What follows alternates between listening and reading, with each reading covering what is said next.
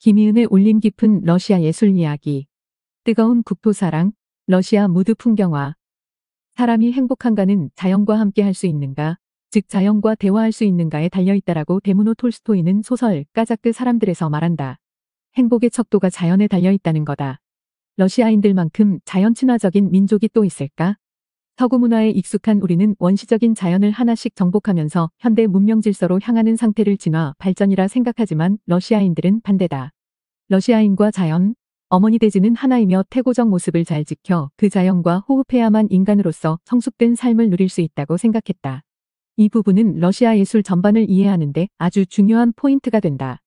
러시아 낭만주의 시인 콘스탄틴 바투슈코프도 야생의 숲속의 즐거움이 있고라는 시에서 나 가까운 이를 사랑하지만 그대, 어머니 자연이여, 내 마음에 그대보다 소중한 것은 없어요 라고 노래한 것처럼 러시아인에게 자연은 삶을 시작하는 어머니의 품과 같은 곳이고 딛고 일어설 터전이며 마지막에 돌아가 묻힐 곳이다.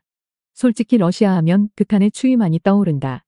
혹독할 것만 같은 자연이 러시아인을 성장시킨 원동력이라니 그 아이러니에 살짝 고개를 갸우뚱하겠지만 바로 자연이 주는 위대함과 혹독함을 동시에 알기에 날씨에 순응하고 인내하며 거기에서 얻어내는 기쁨에 감사할 줄 아는 지혜를 러시아인들은 일찍부터 습득한다. 그런 극한의 자연이 가져다준 러시아인만의 독특한 감성은 수많은 예술작품 속에 그대로 녹아 있는데 19세기 이동파 화가들이 그린 리얼리즘 풍경화를 대표적으로 들 수 있다. 19세기 중엽 활발한 활동을 펼치며 러시아 미술 부흥을 이끌어간 러시아 이동파 그림은 크게 풍속화와 풍경화 두 개 장르로 발전한다. 풍속화에 대해선 지난 칼럼 3편, 시대의 부조리와 싸운 러시아 화가들, 이동파에서 살펴보았다. 1864년 이반 크람스코이를 주축으로 만들어진 이동파는 삶과 사람이란 주제를 바탕으로 절대 권력에 저항하고 러시아 현실을 고발하는 사실주의적 화풍을 기치로 내걸고 1871년부터 러시아 전역을 돌며 순회 전시회를 열었다. 예술의 현실 참여를 중요시했으며 기득권에서 혜택받지 못하는 많은 작가들이 이동파 전시를 중심으로 작품 활동을 했다. 또 거부인 파벨 트레차코프는 이동파 그림 콜렉트를 통해 러시아 미술의 든든한 후원자가 되어 19세기 폭발적으로 일어난 미술 부흥의 핵심 역할을 한다. 바로 그 이동파의 한 축인 리얼리즘 풍경화가들은 진솔한 시선으로 자연을 관찰하고 자연이 주는 가장 아름다운 순간을 포착, 그 감동의 깊이를 화폭에 표현한다. 자연과 인간이 교감하는 최고의 순간이 색채와 어우러져 예술이 되는 러시아 풍경화는 19세기 중반에 시작해 현대에 이르기까지 러시아만의 독특한 장르로 자리매김하며 민중의 삶에 깊이 파고든다. 현대 풍경회화에서 러시아 작가 작품은 단연 세계 최고다. 반 이상이 추운 동토인 러시아를 사계절의 변화와 시기마다의 독특한 아름다움을 지닌 자연을 찾아 진솔하게 그려낸다. 주위와 참혹한 현실에 헐벗은 조국을 자신만의 독특한 기법으로 2차원의 화폭에 그대로 옮겨놓은 것이다. 이동파의 풍경화는 19세기 혹독한 러시아 현실을 극복하는 또 다른 구심점이 되어 일반 민중의 가슴에 애국심을 일깨우는 중요한 역할을 했다. 즉, 이동파의 민중화와 풍속화가 어두운 현실을 있는 그대로 보여주며 시대의 구원을 꾀했다면 풍경화는 절대적 미의 기준과 러시아 자연에 변치 않는 아름다움의 클래스를 제시하면서 러시아인의 기본 수준, 국민의식을 고취시킨다. 국토사랑을 통한 조국의 진면목을 그림으로 일깨워준 것이다. 그렇게 자연이 만들어내는 위대함과 작가의 주관적인 감흥을 더해 러시아 사계를 새롭게 재탄생시킨 일련의 그림을 러시아 무드 풍경화라 하고 이 그림은 러시아만의 독특한 미술 장르로 거듭났다. 알렉세이 사브라소프가 그 처음을 열었으며 아르이쿠인지, 이반 쉬시킨, 이삭 레비탄에 이르러 절정을 이루었고 토자롭, 쿠가츠 가족, 피도로프, 트카처프 형제 등 현대 러시아 작가들에게도 전통이 이어져 지금도 세계 최고의 리얼리즘 풍경화를 그려내고 있다. 이런 무드 풍경화에서 느껴지는 서정적인 아름다움은 보는 이의 감정을 단번에 사로잡는다. 예를 들면 사브라소프는 겨울에서 봄으로 넘어가는 계절의 미묘한 변화를 공기의 미세한 떨림으로 표현하고 쿠인지는 한편의 시처럼 우크라이나의 자연을 그려냈다. 쉬시키는 밝은 햇빛과 생명이 넘치는 러시아 숲의 위대함을, 무드 풍경화의 최고봉 레비타는 러시아 사계절의 아름다움의 철학적 깊이까지 담아 보여준다. 이런 무드 풍경화는 그림 앞에 잠시 발길을 멈추고 자신을 돌아보며 삶의 근원을 생각하게 하는 강력한 힘을 가지고 있다. 그러면 19세기 무드 풍경화가들의 대표 작품을 보면서 러시아 화가들이 말하고자 하는 국토사랑과 그를 통해 얻을 수 있는 미적 기준이 무엇인지 느껴보기로 하자. 무드 풍경화의 처음을 연 알렉세이 사브라소프의 까마귀 날아옴. 1871년 제1회 이동파 전시에서 이 그림이 첫 선을 보이기 전까지 러시아 풍경화는 이탈리아 경치를 그린 그림이 주를 이루었다. 하지만 까마귀 날아옴이 전시되자마자 큰 반향을 일으키며 러시아 풍경화가 나아가야 할 새로운 길을 트게 된다. 러시아 시골 한 귀퉁이의 평범한 모습을 화폭에 담은 까마귀 날아옴은 겨울 지나 봄으로 넘어가는 계절의 미묘한 변화를 생생하게 잘 그려내고 있다. 한국의 봄은 알록달록 꽃이 피고 새가 오는 환한 햇살 속의 자연을 말하는 것이지만 러시아의 봄은 다르다.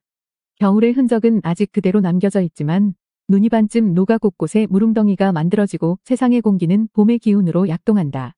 그 미묘한 대기 변화를 표현한 까마귀 날아옴은 겨울에서 여름으로 가는 길목에 서 있는 간이역 같은 봄의 정취를 제대로 느끼게 해준다.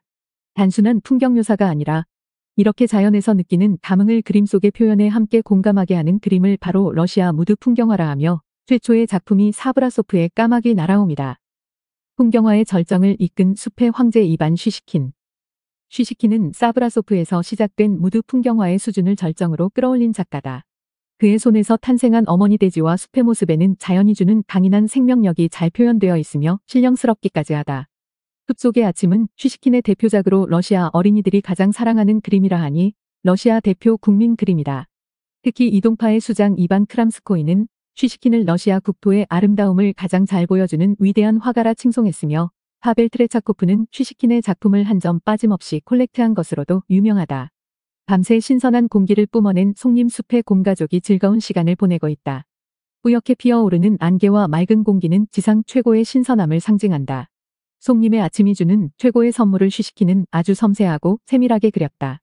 쓰러진 고목과 자라는 소나무는 인간의 죽음과 탄생의 순환을 의미하는 것이며 그 속에서 피어나는 신령스러움은 우리 인간이 추구하는 생의 가치를 상징하는 것 같다. 러시아 국토가 가지고 있는 생명력을 가장 잘 표현한 대표적인 무드 풍경화다. 무드 풍경화의 서정시인 아르입 쿠인지. 그림이 시가 되고 시가 그림이 된다. 쿠인지의 풍경화는 한편의 시다. 달빛을 품고 있는 드네프르 밤의 모습은 세상 최고의 비장미를 그린 듯하다. 러시아 무드 풍경화의 대표적인 특징은 강력한 문학적, 음악적 특징을 가지고 있다는 것이다. 단순히 자연을 보여주는 듯하지만 그림을 보는 순간 우린 깊은 예술적 울림에 빠지게 된다. 그림 속 드네프르 강은 짙은 어둠 속에 휩싸인 채 청아한 달빛에 물들어 있다. 강을 비추는 달빛은 마치 눈앞에서 생생히 움직이듯 중앙의 노란빛에서 서서히 녹색빛을 품으며 가장자리로 퍼져나가 어둠에 스며든다. 색채의 움직임이 탁월한 작품이다. 이 작품 앞에 서면 어디선가 쇼스타코비치의 첼로 소나타 한 자락이 들리는 듯하고 푸시킨의 시 한 소절을 되뇌어야 할 것 같은 가슴 뭉클함이 솟아오른다. 러시아 풍경화의 철학자 이삭 레비탄. 이삭 레비탄은 러시아 최고 무드 풍경화 작가라는 평가를 받는다. 그의 그림은 깊고 사색적이다. 단순한 묘사에서 벗어나 자연을 통해 삶을 성찰하는 작가의 철학적 면모가 그림에 그대로 배어 있다. 레비탄의 풍경화는 당시 사회적 책임의식에 가득 찬 러시아 인텔리겐차들에게 큰 사랑을 받았으며 러시아 리얼리즘 풍경화가 나아갈 방향을 제시하는 중요한 사표가 된다. 검은 구름 뒤로 밝은 하늘과 회색 강물의 흐름을 보니 한바탕 비가 쏟아진 것 같다. 러시아의 여름은 예기치 않은 장대비가 순식간에 휘몰아쳐 건조한 공기에 습기를 넣어주고 공기 속 흙먼지를 씻어주며 타는 듯한 대지에 시원함을 뿌려준다. 영혼의 고요함은 그런 러시아의 여름을 잘 표현하고 있다. 한편의 대서사시를 읽는 것 같은 장엄함이 느껴지는 이 그림을 보고 있으면 작가는 저 언덕 끝자락에 자신을 두고 드넓은 자연을 보며 스스로를 돌아보라고 가르치는 것 같다.